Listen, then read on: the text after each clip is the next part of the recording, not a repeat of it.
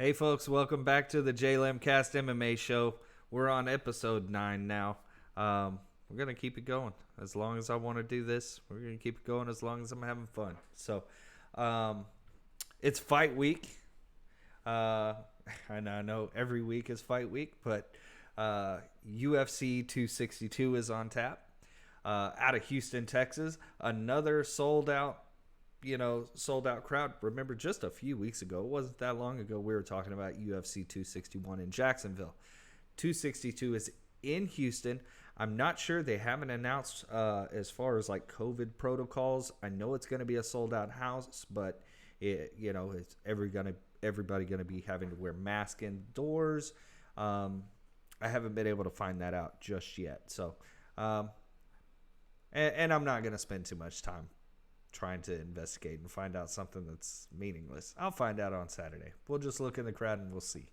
But either way, very exciting. I know we were supposed to have Nate Diaz and Leon Edwards, but due to Nate Diaz's injury, it's being pushed. This fight's going to be pushed back. So UFC 262 is still a very interesting card. And we're gonna I'm gonna do a nice breakdown of that. I do want to recap what we saw from the UFC Fight Night.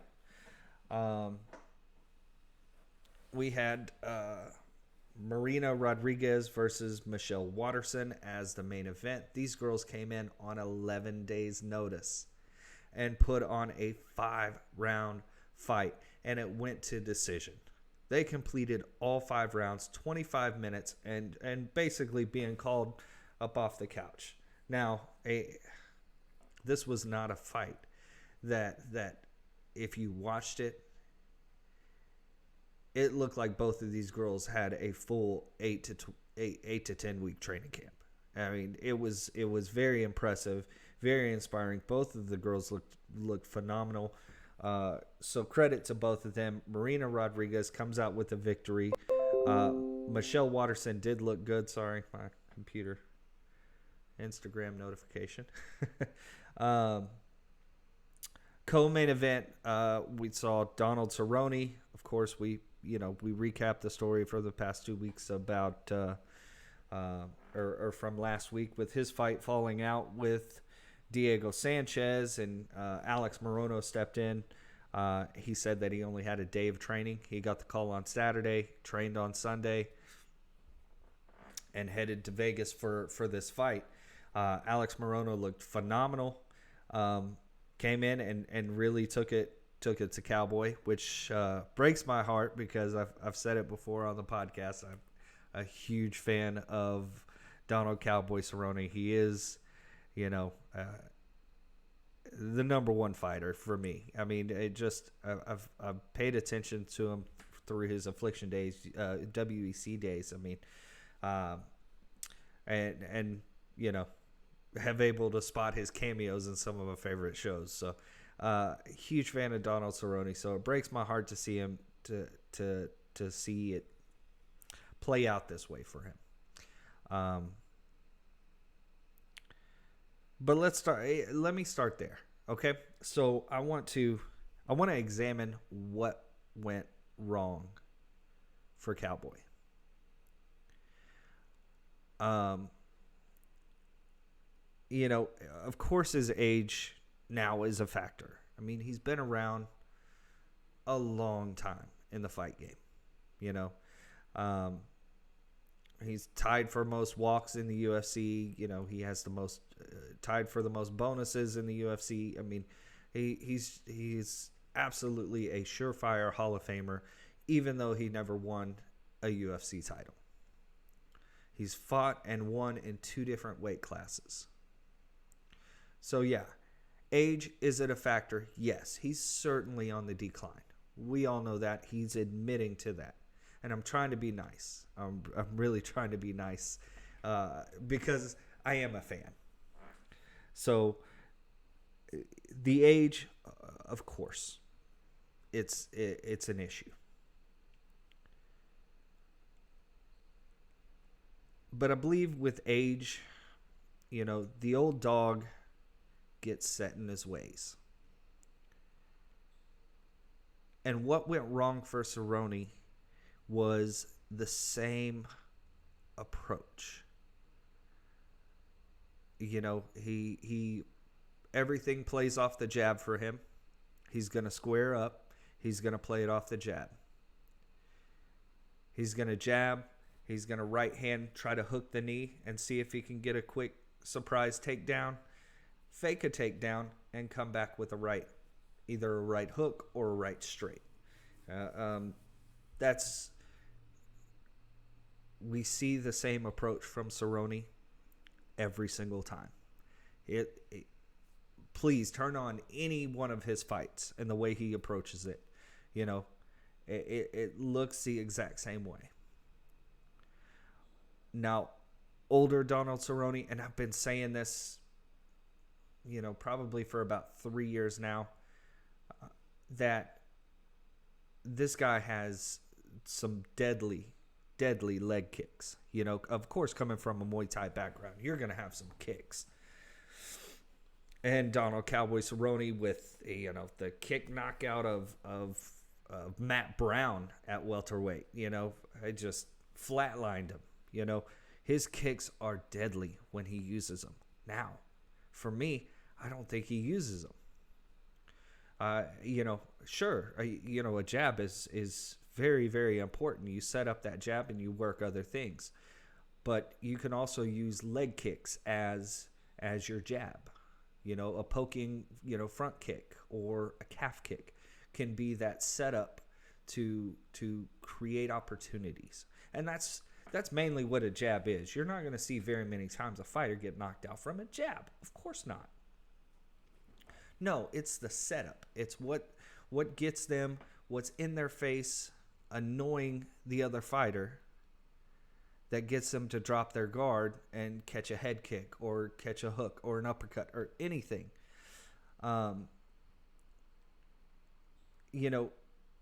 Cowboy, this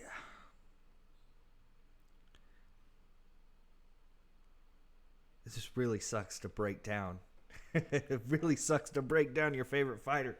But God, everything looks telegraphed to me. Everything looks telegraphed. It's the same approach. If I look at his other fights, he approaches it the same way. It looks exact same. And, of course, you're not going to reinvent yourself this far into the game. But you can create opportunities. It's not going to be the same jab setup, the same, like hooking behind the knee with your hand to try to get a takedown. I mean, this is the UFC. This is the highest level of mixed martial arts in the world. You have to be multifaceted. You have to have different approaches for different fights. Now, Morono, we knew that he hit hard. Footwork should have been key. Cerrone kind of approached it like you would see a bar fight. Two guys just standing in front of each other, slugging it out and seeing which one has a bigger dick.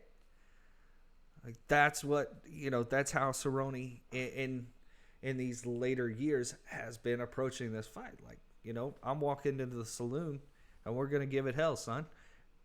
That's what he goes for. And fucking it's frustrating. It is very frustrating because I love Cerrone for that mentality. But it's also the things that make you, makes you turn gray. But I mean,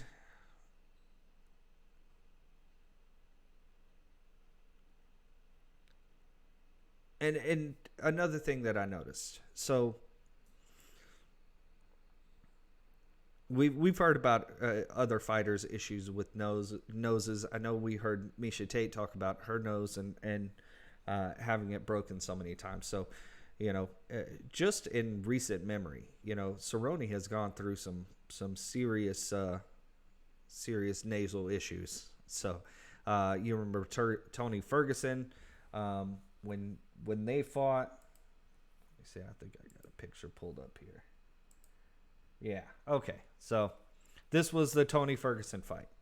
Tony Ferguson broke that nose. Of course, if you remember back then Cowboy blew his nose in the corner. His eye swelled up, swelled shut. I mean, it happens. The Conor fight, same thing. He gets his nose broke with Conor's shoulder. Nico Price, it looked like, Nico Price got Cowboy's nose really, really good. Morono definitely got the nose. I think the commentary team, they made mention of it during this fight. And I wonder if that nose is just so fragile at this point. Because once you break a nose, it's so easy to break it again and again and again.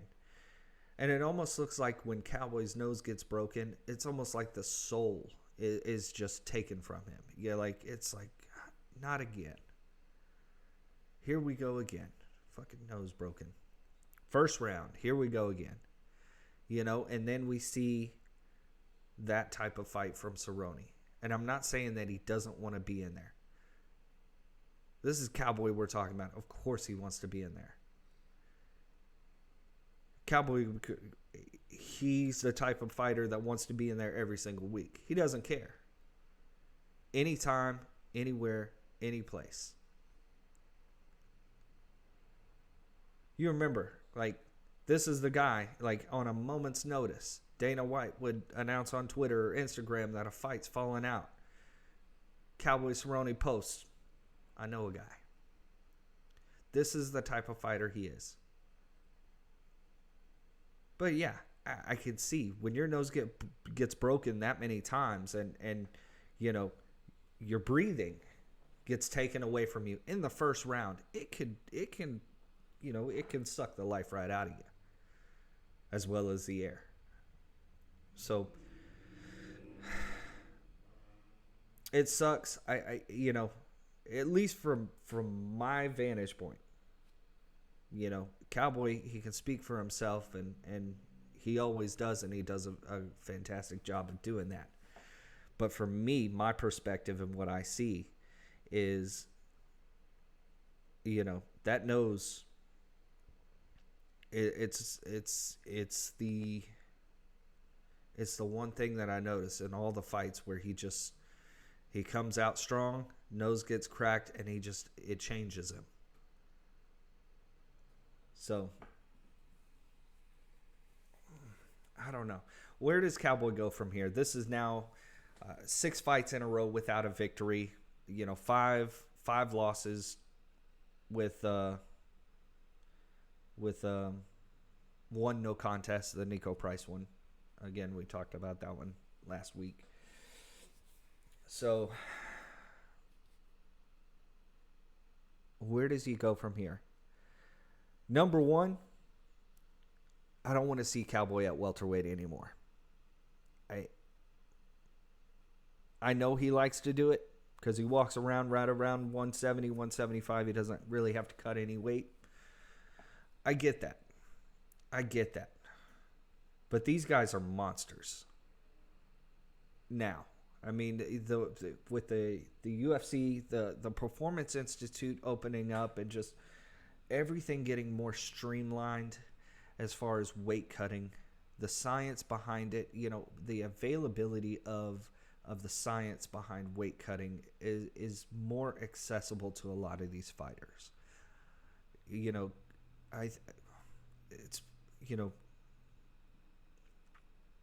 The days of the Epsom salt bath and sweating it out to you're, almost dead, sure, it still happens, but there's a legit science that if you're doing it right, you can be like Alex Morono looked every bit of 190 in there. He looked every bit of, 15 pounds heavier than Cerrone did.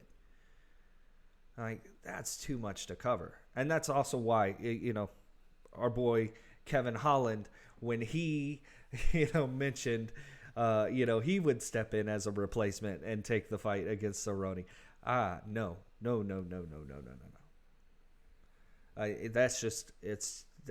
There's too much weight discrepancy there. So for Cowboy, I don't think he's done. I really don't. I think, look, it was a short notice opponent change. Yes, I get everything here. 5 fight losing streak, 6 if you count the no contest. This guy's a surefire Hall of Famer. Let him go back to lightweight. Let him fight somebody fringe top 15 somewhere in there. And if he loses that, give him his retirement fight. Whoever he chooses.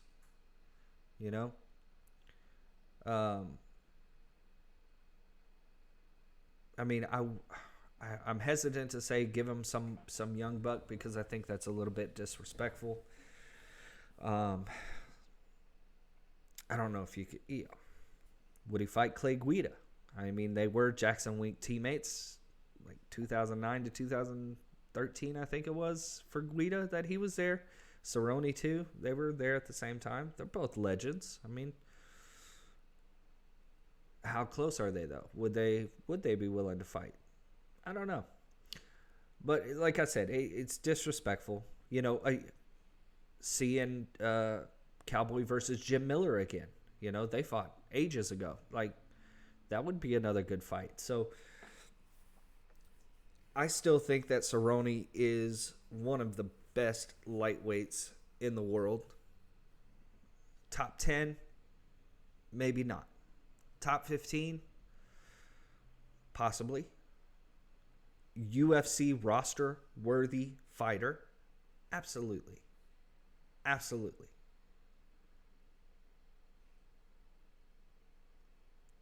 But he's got to change some things up. He's got to change some things up. It can't be that same barroom approach. He's got to get back to throwing some leg kicks. He's got to find other setups than just a jab.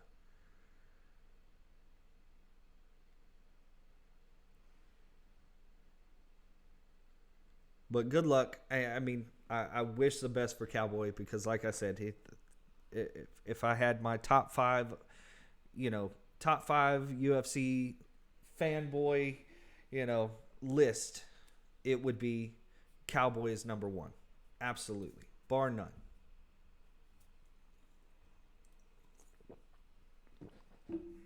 So, best wishes to him and hope to see him back at lightweight.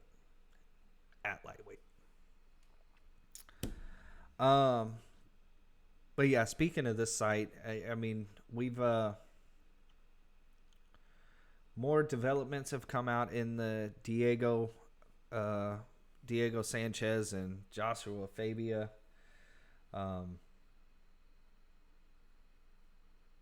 saga, I guess you want to call it, ever since that Diego got released. And me and Jeff talked about this.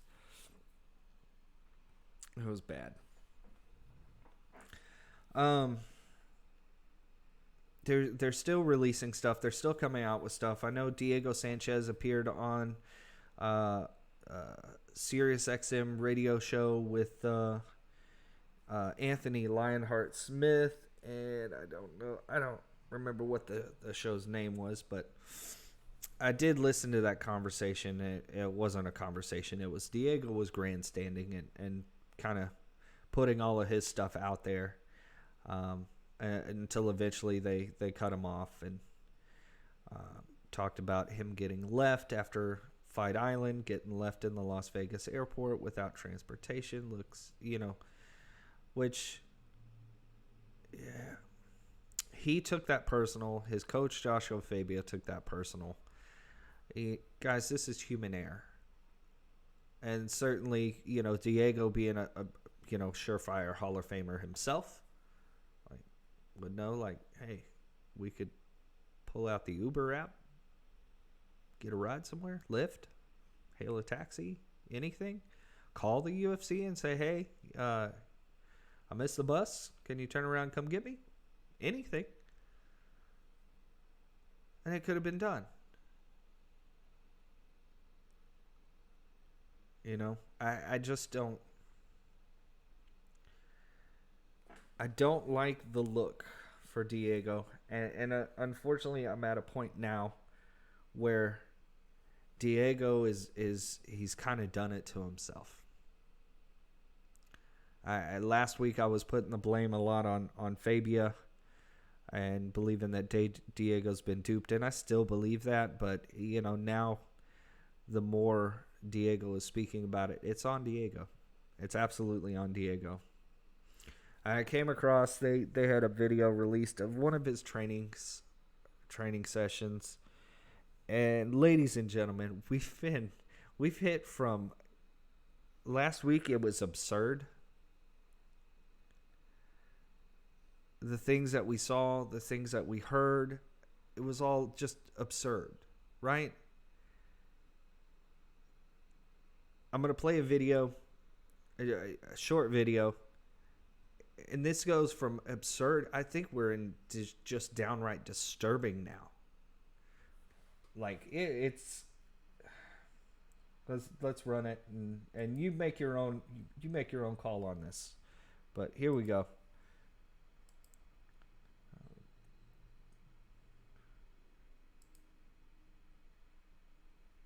Will it play in full screen mode? There we go. Okay. So what we see here is Diego hanging upside down like a freaking bat. And his coach, Joshua Fabia, just teeing off on him like he's a speed bag. Oh, now we got kicks. Great.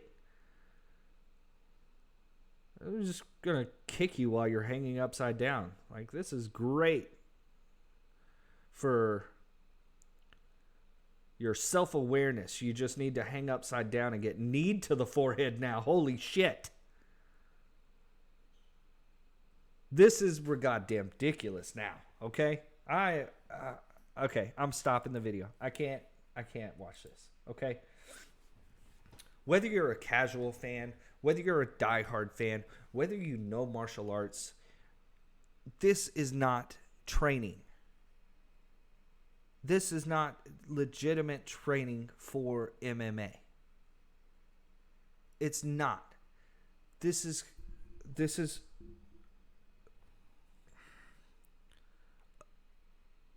just wrong on so many levels. It is disturbing.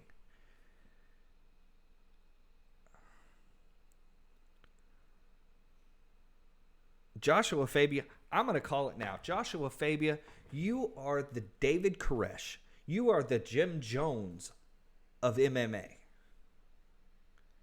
Just a straight cult leader, and Diego is drinking the motherfucking Kool-Aid.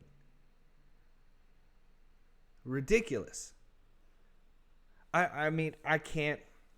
I feel like any more that I talk about this is going to add more credibility to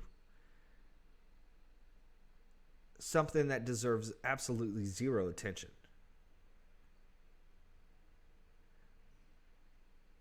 I mean, any sanctioning body, whether it be any athletic commission, whether it be Nevada State Athletic Commission, New Mexico, Texas, don't care. If they don't look at this type of stuff and blacklist a guy like Joshua Fabia or any fighter associated with this guy, it would be a huge injustice to the sport of mixed martial arts.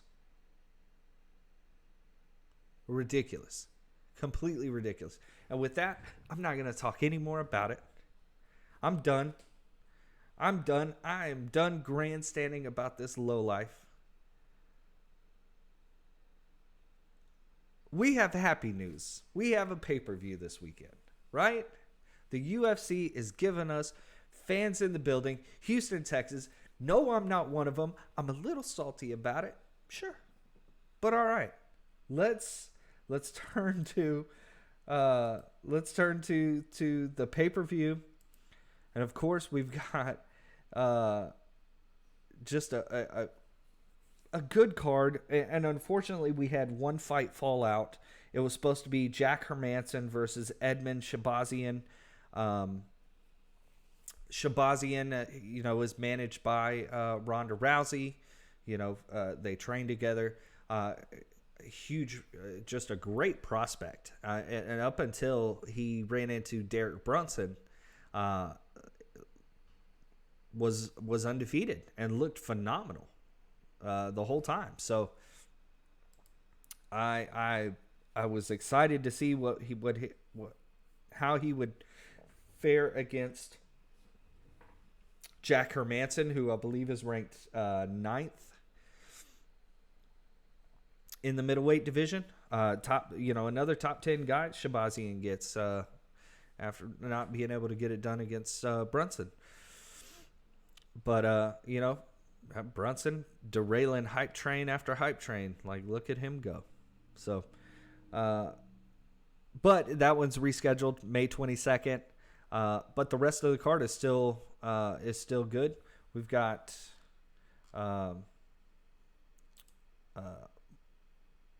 Charles Oliveira versus Michael Chandler. Chandler, a lot of people didn't feel like he deserved this fight after knocking out Dan Hooker. A lot of people feel like he's was still one fight away. But the only other fighter that made sense at the time, of this booking was Dustin Poirier. And Dustin Poirier chose to complete the trilogy with Conor McGregor. And we'll see that in July. Nothing wrong with that. I think, if Dustin wins that fight, the title, he's still next in line. So if he loses, he's still up there in contention. I think the only person that has to feel really, really slighted is Justin Gaethje, who's just one fight removed from the title. He didn't get it done against Khabib. A lot of people, and I'm one of them. I think that he, this headline should probably read Charles Oliveira versus Justin Gaethje for the lightweight title. Sure, but Chandler, was he impressive? Yeah, absolutely. He put his name into the title conversation, and he was willing to step up and take this fight. So, I am excited to see how it goes. Oliveira, Brazilian Jiu-Jitsu black belt, but destroyed Tony Ferguson on the feet. So it's interesting. Chandler is more of a wrestler, and he bangs. He's got some fists. So this main event should be electric. And if it does go to the ground, it's still going to be exciting. Chandler, has more of a wrestling base, and Oliveira's a jiu-jitsu black belt. So let's see, who's better on the ground. But something tells me that this is going to be more of a stand-up war. Co-main event, again, the guy that Charles Oliveira beat to get into this position, Tony Ferguson. He faces Beneil Dariush. This is a great opportunity, great rebound fight for Tony Ferguson to prove that he's not in the same boat as Cowboy Cerrone, and Father Time hasn't caught up to him. Versus Beneil Dariush, who is ranked number 9, top 10, trying to get into the title conversation. Beneil, if he upsets Tony Ferguson, yeah, you have to put his name in the hat now. Also, flyweight bout, Caitlin Chookagian versus Vivian. another freaking name I can't pronounce. Arajo. We'll go with that. Sounded good. I'm not going to try it again. One time, that's all you get. Featherweight fight, Shane Burgos versus Edson Barboza. That's exciting. And like I said, I think there's only 4 fights here on the main card because of the Hermanson and Shabazian getting postponed. Prelim-wise, Jacare is here.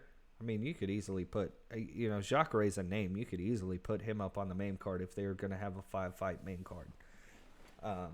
And ultimately, I mean, you give it the rest of the week, we might be looking at that. So nothing's been announced as of yet. This is coming directly from the UFC website as we speak. So he faces Andre Muniz, and this is a good bounce back fight for Jacare after he got knocked out by Kevin Holland in a spectacular fashion. Like, who would have thought somebody could get knocked out by somebody that's trying to get up off their back? Bantamweight, Matt Schnell versus Rogerio Bontorin. Lando Venata, another big name there. Featherweight versus Mike Grundy. That's going to be a bang of a fight. Then this is one of the fights that I've been looking forward to the most. Andrea KGB Lee versus Antonina Shevchenko. Antonina, of course, is the sister to one of the greatest fighters, female fighters of all time, and current flyweight champion, Valentina Shevchenko. She's ranked as number 12th. Andrea KGB Lee is ranked number 11th. Lee is a special talent, and Antonina is as well. So this is two younger fighters that are trying to transcend and get into that top 10. I'm keeping my eye on this one. I'm very excited for this fight.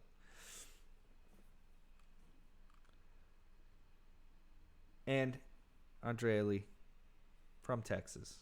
Yeah, I know. A little bit of bias there, but I love Valentina and I love Antonina. So good thing that one's not on the main card, because I'm going to have a tough time picking who wins that one.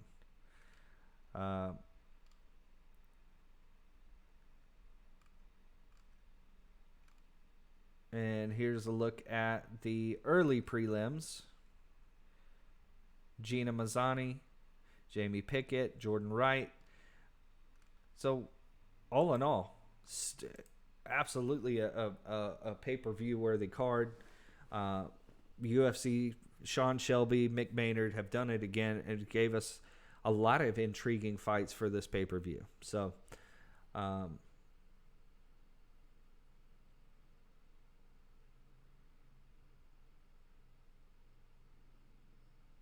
lot of exciting things to look forward to, especially after this pay-per-view is done. What we see from UFC 263, what we see, of course, UFC 264, which with Connor and Dustin running it back again. The return of Nate Diaz at 263. So yeah, I like it.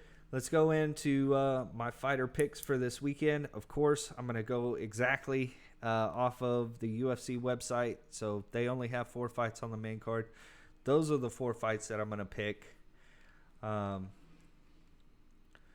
So Shane Burgos versus Edson Barboza.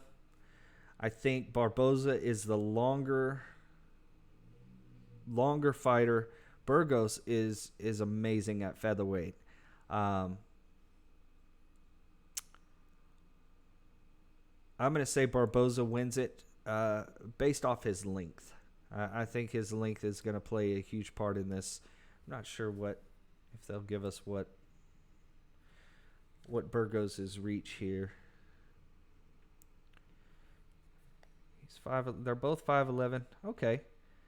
Man, I thought I might have to change this up.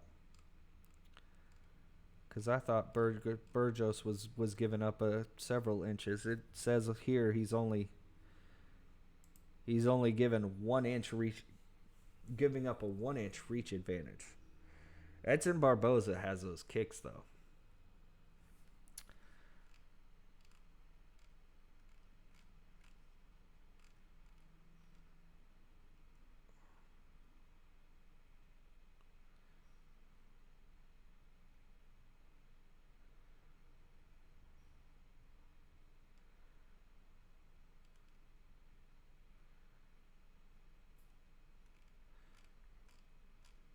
You know what? This is the first time I've ever done this. I'm gonna change my mind. I'm gonna change my mind because I did think that Edson Barboza had a huge striking advantage. I definitely think he has the experience advantage. I'm gonna roll with Burgess on this. Burgos, not Burgess. All right, let's go back. Oh, went back too far.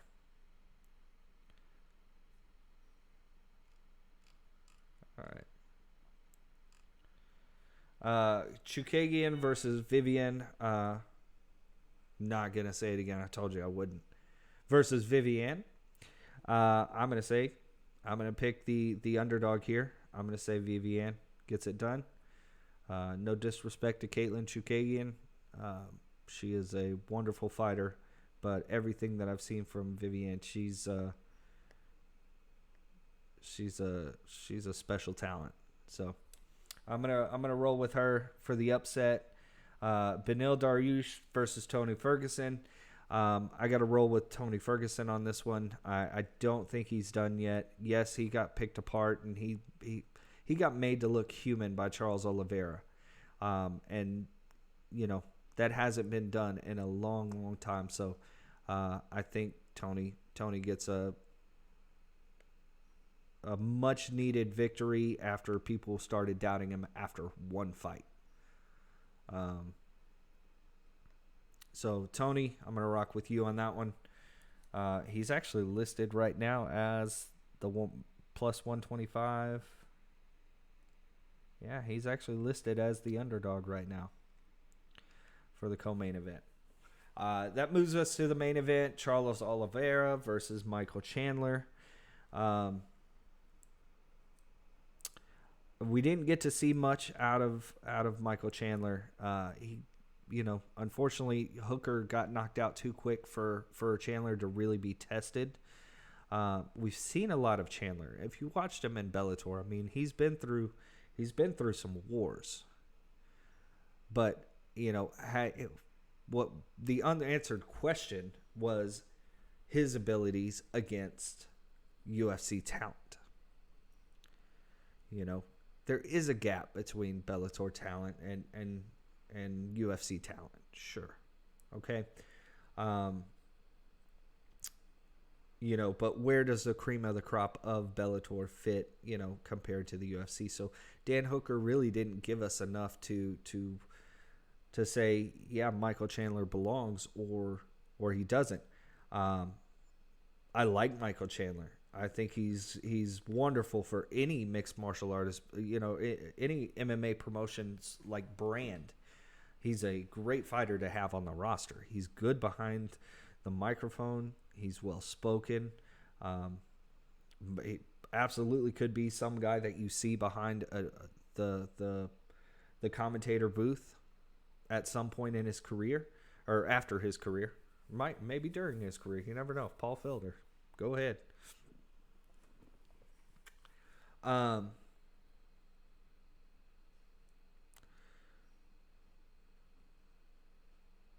Oliveira is listed as a slight favorite, and Chandler's listed as a slight underdog. And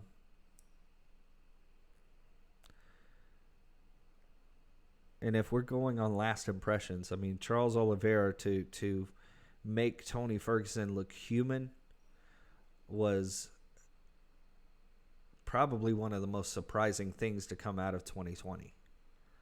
What he did to Tony Ferguson was it was such an impressive performance. And Chandler, same thing. What he did to Dan Hooker. His first fight in the UFC to come in like that was amazing too. Fans being back in the building, this one's going to be electric.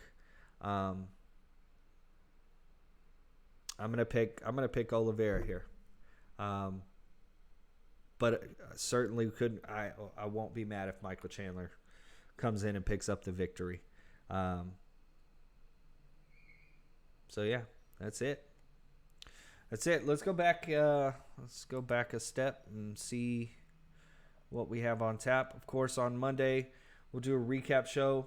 I'm gonna work it out with Jeff to see if maybe we could jump on board and do next podcast with him. Hopefully, without any technical difficulties. I think we've already talked about some ideas to change things up a bit and hopefully not run into those same problems that we had before. But we'll do a recap on that one, and then an exciting main event for Fight Night on May 22nd, which would be, not this Saturday coming up, but the Saturday after the pay-per-view. Cody Garbrandt versus Rob Font. All right. Cody Garbrandt coming back from a, after his last, knockout versus Rob Font. That's going to be a great fight. Yan Xiaonan versus Carla Esparza as the co-main event is a hugely exciting fight. Yan is that next Chinese fighter, just like Weili Zhang. She's the next one. And Carla Esparza, of course, the first strawweight champion in UFC history. That's an interesting fight for both of them. Justin Tafa, Felicia Spencer on the card. This is, for all intents and purposes, this is a really good fight night card. So I'll be excited to provide a little bit more insight on that one and talk about that one hopefully with Jeff, and we'll recap UFC 262 next week. But hope you enjoyed it. Had a fun time. Always have a fun time doing this, and we'll see you next time, folks.